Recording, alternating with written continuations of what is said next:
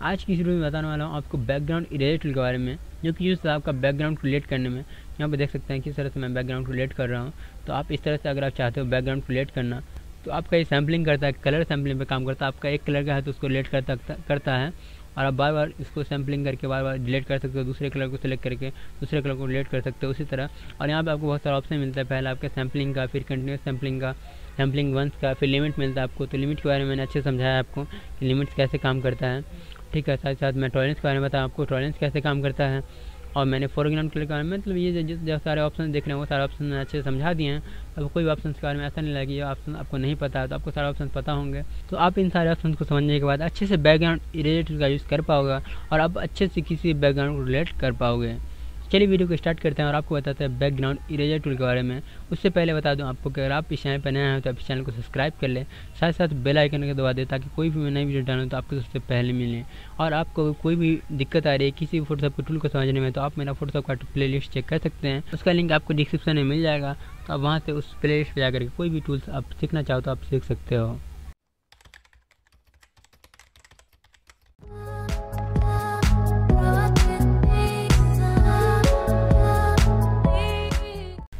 सबसे पहले आपको बैकग्राउंड इरेजर टूल सेलेक्ट कर लेना है, जिसका हॉट की होता है ई।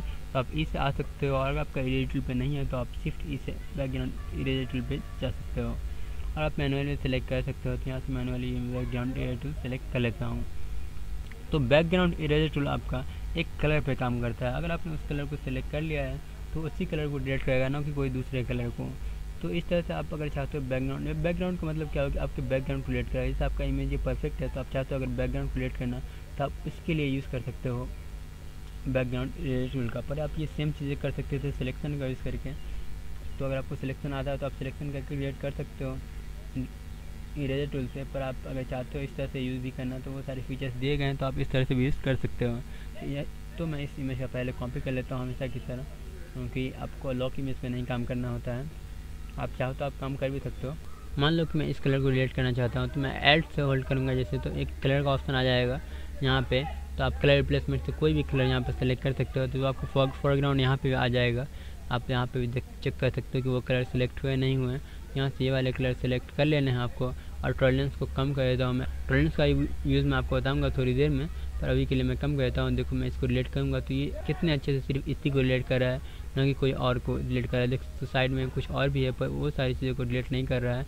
फिर मैं यहाँ ऊपर में जाता हूँ तो फिर ऊपर के चीज़ों को रिलेट कर रहा है, पर वो वाइट को रिलेट नहीं कर रहा है। ये आप देख रहे होंगे, देखो मैंने यहाँ तक कर्सर घुमाया, पर यहाँ पे ये वाइट को नहीं रिलेट किया है, और ये सिर्फ बैकग्राउंड को रिलेट किया है। तो यही चीज़ है इसका, ये इसी तरह काम करता है कि आप एक कलर को ये फाइंड करता है, उसी कलर को रिलेट करता है, ना कि कोई और कलर को। तो अगर इसको कोई दूसरा कलर मिलता है तो उसको रिलेट नहीं करता है, पर आप उसको भी रिलेट कर सकते हो अगर आप चाहते हो। तो फिर उसके लिए आपको फिर यहाँ पे करने होंगे सेटिंग वगैरह, जो कि आपको टॉलरेंस का मैंने बताया था, फिर लिमिट वगैरह का। तो उसका भी मैं यूज़ आपको बताऊँगा थोड़ी देर में। अभी आप समझ जाओ कि बैकग्राउंड इरेजर टूल किस लिए यूज़ है। तो आपका बैकग्राउंड को रिलेट करने के यूज़ होता है, कि आपका एक कलर को आपको रिलेट करना है बैकग्राउंड से, तो आप यूज़ कर सकते हो बैकग्राउंड इरेजर टूल उसके लिए। अब मैं आपको सारे ऑप्शन बता दूँ यहाँ पे। तो यहाँ पे आपको पहले ऑप्शन मिलता है प्रीसेट के। तो प्रीसेट आप अगर कुछ बनाए रखा है तो आप यूज़ कर सकते हो। फिर यहाँ पे आपको ऑप्शन मिलते हैं साइज़ के, हार्डनेस का और स्पेसिंग के। तो साइज़ आपका साइज़ से कंट्रोल करना, हार्डनेस आपका कितने हार्डनेस रखना है उसको कंट्रोल करता है, और यहाँ पे स्पेसिंग कितनी देना चाहते हो आप इसके बीच में, तो आप रख सकते हो, ठीक है। फिर यहाँ पे आपको ऑप्शन मिलते हैं सैम्पलिंग के। सैम्पलिंग कंटिन्यूस का मतलब क्या हो कि ये आपका कंटिन्यूस सैम्पलिंग करता रहता है ऑटोमेटिक। यहाँ पे देखो मैंने एक बार अगर सैम्पलिंग कर दिया है तो आप वापस इसको, अगर ये दूसरा कलर कहीं और पे मिलेगा तो कहीं और से भी सैम्पल ये उठा सकते हैं ऑटोमेटिक। पर सैम्पलिंग वंस का मतलब यह है कि आपने एक बार सैम्पलिंग कर दिया तो आपका एक ही बार रहेगा सैम्पलिंग।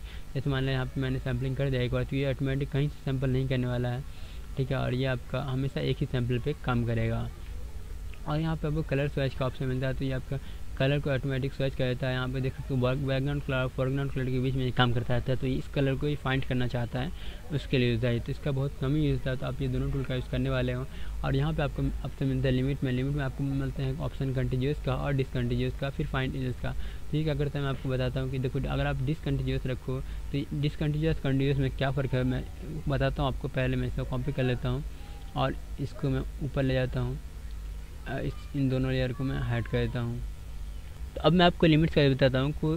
देखो लिमिट्स में आपको तीन चीज़ें मिलती हैं। पहले आपको डिसकंटिन्यूस, फिर आपका कंटिन्यूस और फिर आपका फाइनल। तो कंटिन्यूस में क्या होता है आपके इन दोनों के बीच में मतलब एक जो कॉमन होता है उसको निगलेक्ट करता है। इस तरह से आपको समझना है कि जो कॉमन बाउंड्री होगी ना उसको वो निगलेक्ट कर देगा और वो दूसरी लेयर पे चला जाएगा, तो वो होगा आपका डिसकंटिन्यूअस। पर आप कंटिन्यूअस करोगे तो वो एक बाउंड्री को जानेगा और एक बाउंड्री को पहचानेगा, उसी के अंदर ये काम करेगा, ना कि उसके बाहर काम करेगा। अगर उस तरह का कलर मिल भी जाएगा फिर भी ये उसके बाहर नहीं काम करेगा।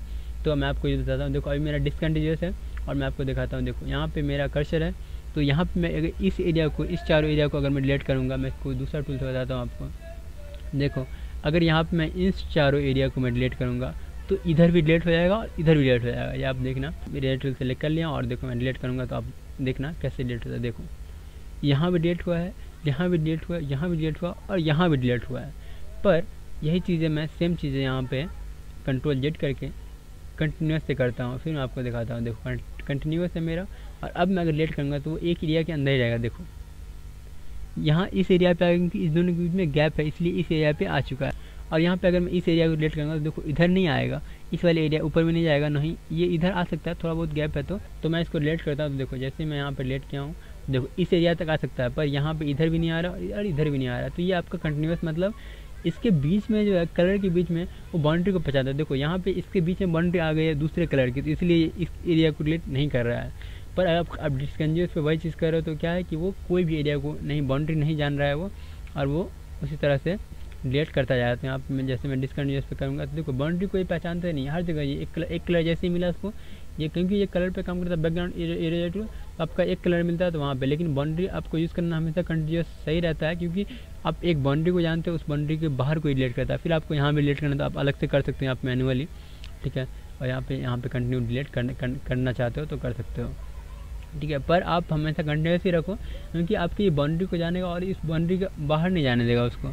अगर बाउंड्री के बाहर भी मिलेगा उस तरह का कलर, फिर भी वो उसी बाउंड्री के अंदर रहेगा। देखिए तो कितना परफेक्ट ये, मेरा साइज़ कितना बड़ा है फिर भी कितना परफेक्ट ये काम कर रहा है। वैसे आप सेम आप साइज़ छोटा करके भी कर सकते हो, पर यहाँ पे कंटिन्यूस और डिसकंटिन्यूस का यूज़ आप समझ गए होगे, ठीक है। फिर उसी तरह यहाँ पे फाइंड एजेस का काम करता है। एजेस में जो है वो सिर्फ एजेस को फिल करना चाहता है, ना कि और कोई चीज़ को। तो यहाँ पर मैं कंट्रोल जेड कर दूँगा।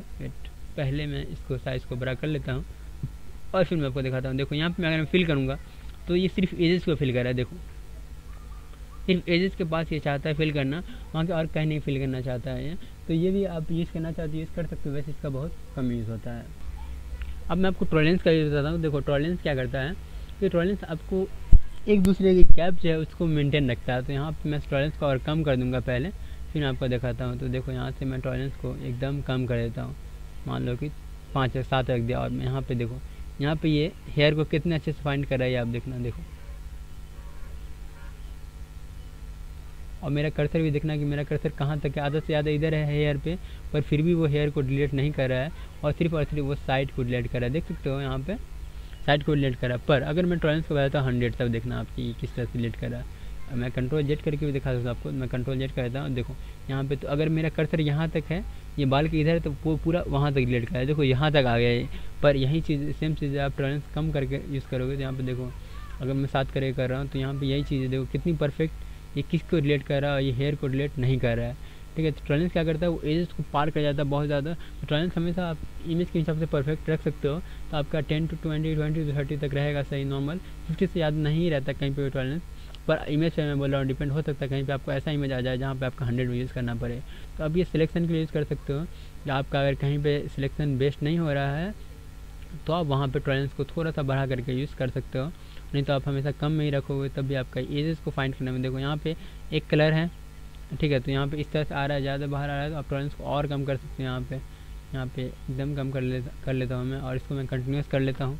और यहाँ से फिर मैं कलर सेलेक्ट कर लेता हूँ और देखो कितना परफेक्ट ये डिलीट कर रहा है। यहाँ पे फिर थोड़ा सा ज़्यादा डिलीट कर गया यहाँ पे, तो हमें फिर कलर को सिलेक्ट करना पड़ेगा। यहाँ से फिर मैं कलर को सिलेक्ट कर रहा हूँ। देखो इस दोनों एक कलर अलग है, फिर भी परफेक्ट थोड़ा बहुत हो रहे हैं। तो आप वो सिलेक्शन से भी कर सकते हो। यहाँ पे सिलेक्शन का आप यूज़ करके बाउंड्री डिफाइन कर सकते हो, तो वो भी चीज़ें कर सकते हो। पर फिर भी देखो यहाँ पे कितना अच्छे से कितने परफेक्ट ये डिलीट कर रहा है वो चीज़ें। तो बैकग्राउंड इरेज इसीलिए यूज़ किया जाता है कि आपका बैकग्राउंड परफेक्ट इरेज करने के लिए यूज़ किया जाता है। वैसे इसका ज़्यादा यूज़ होता नहीं है। जब से सिलेक्शन आ गया तो आप सिलेक्ट करके तुरंत रिलेट कर सकते हो इरेज टूल का यूज़ करके, या फिर आप मास्क भी यूज़ कर सकते हो, जो कि मैं आपको बता दूँ पिछले वाले टूल में इरेज टूल में तो मास्क आपका ज़्यादा फास्ट होता है। पर फिर भी आपको अगर कहीं पे लगता है कि हाँ बैकग्राउंड इरेज टूल अच्छा काम करेगा तो आप यूज़ कर सकते हो। या बहुत सारे कलर को बार बार सैंपल करके डिलीट कर सकते हैं यहाँ से। फिर यहाँ से मैं सैंपल कर लेता हूँ और यहाँ से मैं डिलीट कर लेता हूँ। तो देख सकते हो टॉलरेंस मेरा कम है तो कितना परफेक्ट ये डिलीट कर रहा है इसी एजेस को। इसी एजेस की बात करो तो देखो यहाँ पे कितने परफेक्ट एजेस यहाँ पे सिलेक्ट किया है। पर यहाँ पे टॉलरेंस मैं बढ़ा दूंगा, फिर आप देखना कि ये किस तरह से डिलीट करना है। देखो देखो यहाँ से देखो, तो ये मतलब बर्बाद ही कर देगा इमेज को। तो टॉलरेंस को आप कम ही रखो इमेज के हिसाब से, जिस हिसाब से जहाँ पे फिट बैठता है वहाँ पे आप कम कर सकते हो। तो टॉलरेंस का यूज़ आप समझ गए होगे। आपको मैं एंगल का बताता हूँ। तो एंगल का यूज़ आपको एंगल का यूज़ करने के लिए होता है। जैसे ब्रश टूल वगैरह यूज़ करते हो, यहाँ पे तो मेरा सर्किल है, तो सर्किल किधर भी रोटेट करो तो वो सर्किल ही लगेगा। पर आपका कहीं पे ट्रायंगल वगैरह जो आपका अगर एक साइड इधर है तो उसको आप रोटेट करके दूसरी तरफ करना चाहते हो तो आप एंगल यूज़ कर सकते हो। आपका एंगल -182 + 180 रहता है, तो आप पूरे 360 घुमा सकते हो कहीं पर भी। ठीक है, तो मैं 0 कर देता हूँ। इसको घुमाने से, सर्किल को घुमाने से कुछ होगा ही नहीं। पर आपको कहीं दूसरा शेप का है, ठीक है, या फिर ह्यूमन वगैरह शेप का आपने खुद कस्टम शेप क्रिएट कर रखा है, तो आप वहाँ पे यूज़ कर सकते हैं एंगल का थोड़ा बहुत रोटेट करने के लिए। फिर यहाँ पे आपको प्रोटेक्ट फॉरग्राउंड कलर है, तो फॉरग्राउंड कलर आपको जो भी ये वाले कलर होते हैं उसको ये प्रोटेक्ट करता है और अच्छे से रिमूव करता है। तो उसके लिए आप यूज़ कर सकते हो। यहाँ पे देख सकते हो मैंने फॉरग्राउंड कलर, जैसे आप सेलेक्ट करने के बाद आप उसको चेंज कर सकते हो। फॉरग्राउंड कलर को मैंने ब्लू कर दिया, तो अब ये ब्लू को जो है वो हमेशा प्रोटेक्ट करता रहेगा। अगर ब्लू आएगा वहाँ पे तो वो ब्लू को डिलीट नहीं करेगा। और यहाँ पे आपको प्रेशर का ऑप्शन मिलता है। तो आपका अगर ओपेसिटी कम कर रखी है तो आप ज़्यादा तक हार्डनेस रखोगे वहाँ पे वो प्रेशर के हिसाब से वो डिलीट करता रहेगा। तो आप इरेजर टूल का यूज़ आप समझ जाओगे किस तरह से होता है। तो आपको एक कलर को डिलीट करने में जल्दी मदद करता है।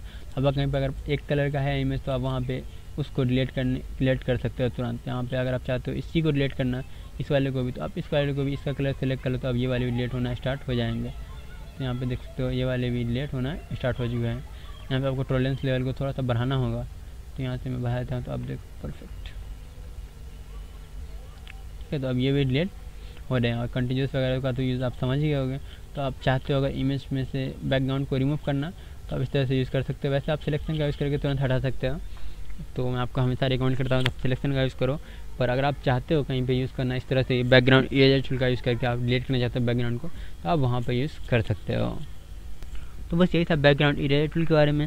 अगर आपको वीडियो सही लगा तो वीडियो को लाइक कर दे, साथ साथ चैनल को सब्सक्राइब कर दे। अगर आपको अभी कोई डाउट है तो आप कमेंट कर सकते हैं।